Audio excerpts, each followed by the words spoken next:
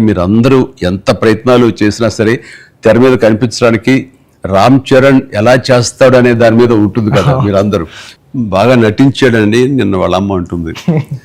బాగా నటించాడు అన్నది కరెక్ట్ సర్టిఫికేట్ కాదు, రేఖ కరెక్ట్ మాట కాదు. జీవించాడు అని అనాలి. నాకు ఆ పాత్రలు ఒదిగిపోయాడు అని నాకు అనిపిస్తుంది. నేను యాక్టర్ అని నాకు తెలుసు. అవతల క్యారెక్టరు ఏడుస్తూ మనల్ని ఏడిపిస్తే కనుక అది నటన. వాడు ఏడవకుండా కళ్ళల్లో ఆ భావం పలుకుతూ చూసే ప్రేక్షకులు ఏడిపించాడంటే వాడు జీవించినట్లు. నేను అక్కడ క్యారెక్టర్ చూస్తున్నాను తప్ప చరణ్ చూడట్లేదు. పెద్ది కనపడుతున్నాను అక్కడ.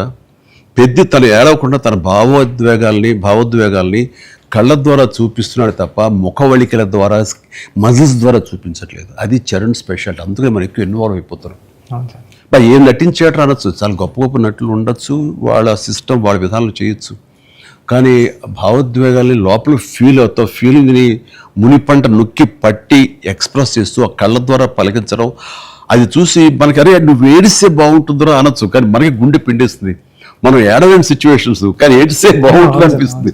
ఇట్లాగా టోటల్గా అరెస్ట్ చేసేసి తను చూపించిన విధానం, ఎస్పెషల్లీ అప్పల్ సూరి మరణం దగ్గర నుంచి తన మోటివేట్ అయిన ఇది నుంచి ఇంకా సినిమా గ్రిప్పింగ్ వెళ్ళింది. ఇంకా డీవియేషన్ లేదు.